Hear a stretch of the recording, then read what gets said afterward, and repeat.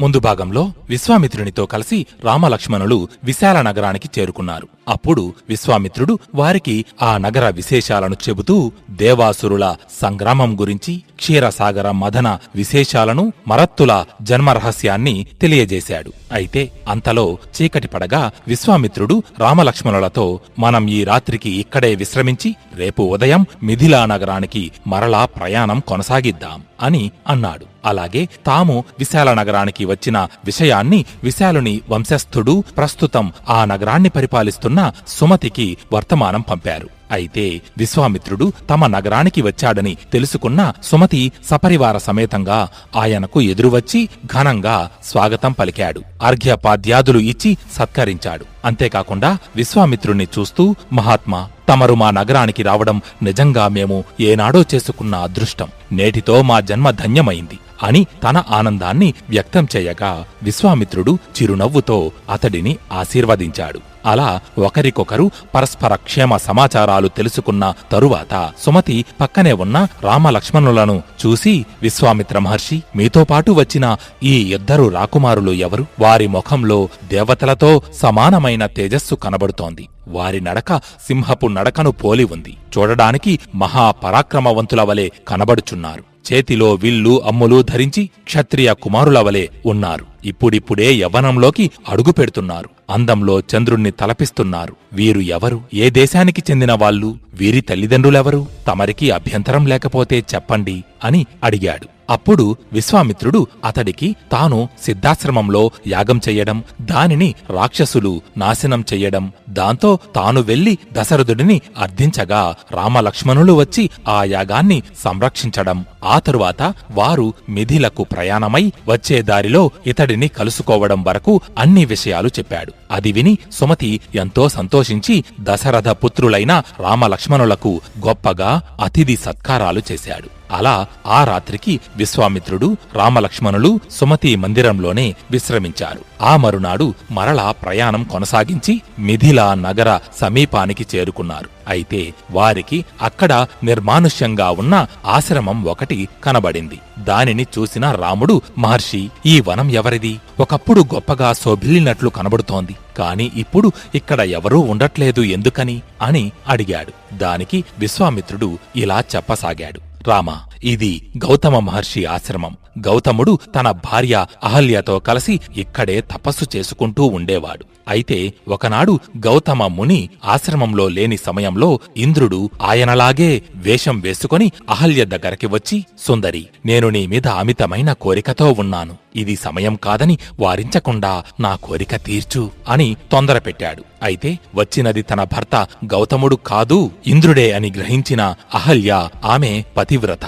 భర్త ఎడల ఎనలేని ప్రేమ కలిగినది. అయినా కూడా ఆ దేవేంద్రుడే తనను కోరి వచ్చేసరికి ఆమెలో మోహం, దుర్బుద్ధి ప్రవేశించాయి. ఇంద్రుడు కోరిన దానికి అంగీకరించి అతనితో రతిక్రీడ సలిపింది. ఆ తరువాత ఇంద్రుని వైపు చూస్తూ, దేవేంద్ర, నాకు చాలా ఆనందంగా ఉంది. మీతో కలిసిన నా జన్మ ధన్యమైంది. నా భర్త గౌతముడు వచ్చి మనల్ని ఇలా చూస్తే ఇద్దరికీ ప్రమాదం. కాబట్టి మీరు ఇక్కడి నుంచి త్వరగా వెళ్ళిపోండి అని అంది. అయితే ఆమె తనను దేవేంద్రా అని పిలవడంతోనే నిజం తెలిసిపోయిందని కంగారు పడిన ఇంద్రుడు ఆ తరువాత మాటలు కూడా వినడంతో కుదుటపడి నవ్వుతూ, సుందరి, నీతో గడిపి నాకు కూడా ఆనందంగా సంతృప్తిగా ఉంది. నువ్వేమీ కంగారు పడకు. ఎలా వచ్చానో అలాగే తిరిగి వెళ్ళిపోతాను అని చెప్పి ఎక్కడ గౌతముడు వచ్చి తనని చూస్తాడేమోనని భయపడుతూ ఇంద్రుడు త్వరగా ఆశ్రమం నుండి బయటకు వెళ్ళిపోసాగాడు. కాని సరిగ్గా అప్పుడే సమిధలను, దర్భలను తీసుకుని ఆశ్రమంలోనికి వచ్చాడు గౌతముడు. అక్కడ తన వేషంలో ఉన్న ఇంద్రుడిని చూశాడు. జరిగిన విషయం గ్రహించాడు. దాంతో ఆయనకు విపరీతమైన కోపం వచ్చింది. తన వైపు దొంగ చూపులు చూస్తున్న ఇంద్రుణ్ణి చూస్తూ, ఓరి ధూర్తుడా, నేను లేని సమయంలో నా వేషం ధరించి నా ఆశ్రమంలోకి ప్రవేశించి నా భార్యతో సంగమించిన నీకు ఇదే నా శాపం. నీ వృషణాలు కింద పడిపోవుగాక అని శపించాడు. ఆయన చెప్పినట్టుగానే ఇంద్రుడి వృషణాలు కింద పడిపోయాయి. ఆ తరువాత తన భార్య వైపు చూశాడు గౌతముడు. తన భర్త ఇంద్రుణ్ణి శపించడం చూసి భయపడిపోయింది అహల్య. ఇప్పుడు తనని ఏమని శపిస్తాడోనని వణికిపోసాగింది. అప్పుడు ఆమెను కూడా శపించాడు గౌతముడు. కాని అది ఎంత అర్థవంతమైన శాపమో చూడండి. గౌతముడు అహల్యను చూస్తూ, అహల్య, నీవు పరపురుషునితో సంగమించి పాపం చేశావు. అందుకుగాను నీవు ఇక్కడే మట్టిలో దొర్లుతూ భస్మదారినివై అదృశ్య రూపంలో 1000 సంవత్సరాలు నిరాహారిగా గాలినే ఆహారంగా తీసుకుంటూ తపస్సు చేస్తూ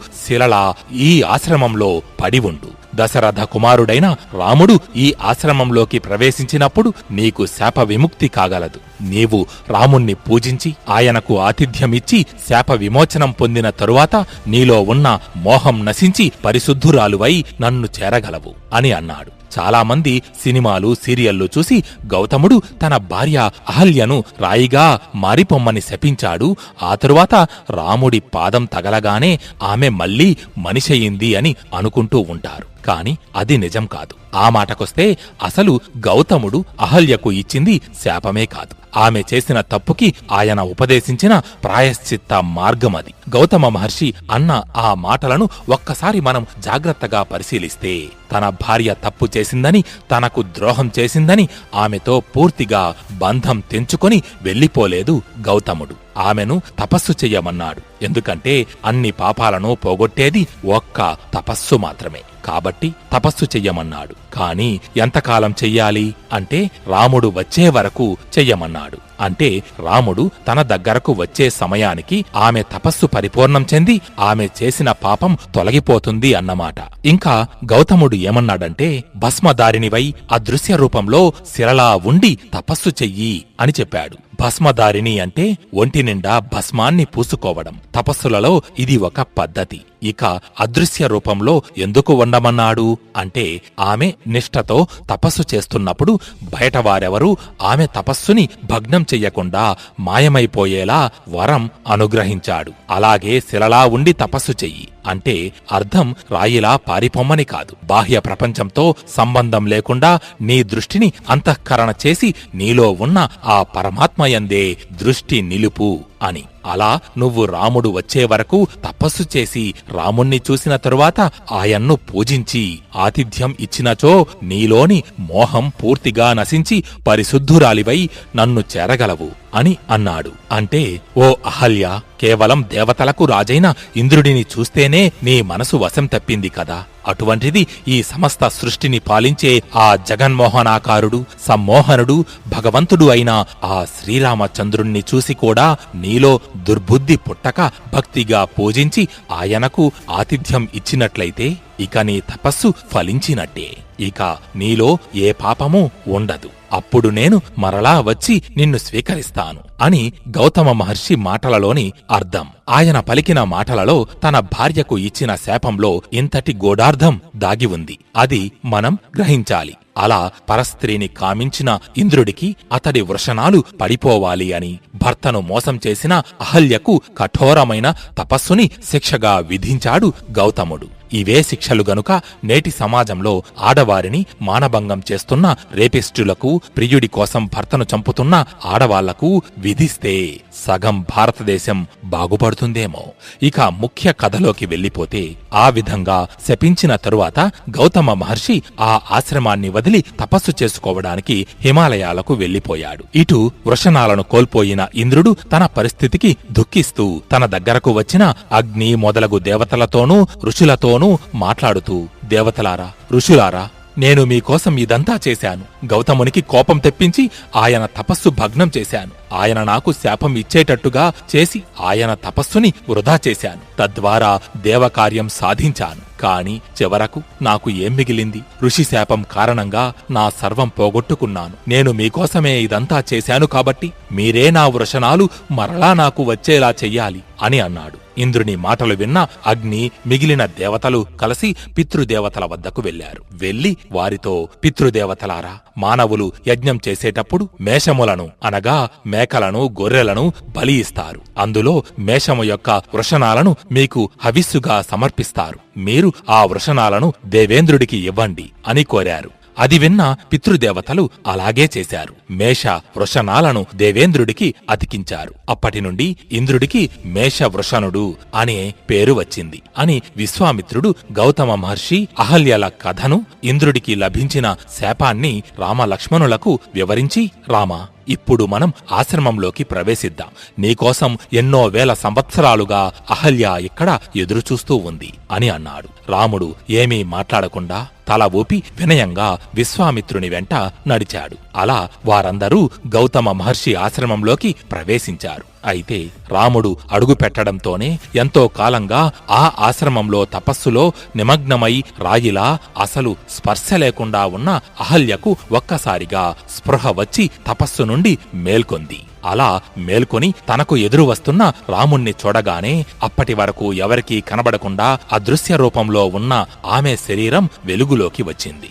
దాంతో అక్కడ ఉన్న రామ, లక్ష్మణ, విశ్వామిత్రులకు అలాగే వారితో పాటు వచ్చిన మునులకు అందరికీ అహల్య కనబడసాగింది. అలాగే ఆమెకు వారందరూ కనబడ్డారు. కాని అంతమందిలోనూ అహల్య రాముణ్ణి గుర్తించి సరాసరి వెళ్లి ఆయన పాదాల మీద పడిపోయింది. అయితే అసలు అహల్య అంతవరకు ఎప్పుడూ రాముణ్ణి చూడలేదు కదా, మరి అతడే రాముడని అంతగా ఎలా గుర్తించింది అంటే, తాను అంతవరకు ఏ పరబ్రహ్మనైతే తన మనసులో తపస్సు చేస్తూ ఉందో ఆ పరబ్రహ్మే మనిషి రూపంలో తన ఎదురుగా కనబడేసరికి అతడే రాముడని గుర్తించి ఆయన పాదాలకు నమస్కరించింది అహల్య. వెంటనే రామలక్ష్మణులు కూడా ఆమెను మాతృభావంతో చూస్తూ ఆమె పాదాలకు నమస్కరించారు. రాముడు ఎంత భగవంతుడైనా ప్రస్తుతం మానవావతారంలో ఉన్నాడు కాబట్టి తాను కూడా అహల్య పాదాలను పట్టుకున్నాడు. ఆ తరువాత అహల్య రామలక్ష్మణులకు అర్ఘ్యము, పాద్యము ఇచ్చి సత్కరించి వారికి అతిథి మర్యాదలు చేసింది. ఆ అపూర్వ దృశ్యం చూసి దేవతలు దేవదుందుభులు మ్రోగించారు, అప్సరసలు నాట్యం చేశారు. సరిగ్గా అప్పుడే గౌతమ మహర్షి కూడా అక్కడకు వచ్చి రామదర్శనంతో పునీతమైన అహల్యను మరలా తన భార్యగా స్వీకరించాడు. ఆ తరువాత ఏం జరిగిందో తరువాయి భాగంలో తెలుసుకుందాం. జై శ్రీరామ్, జై జై రామాయణం.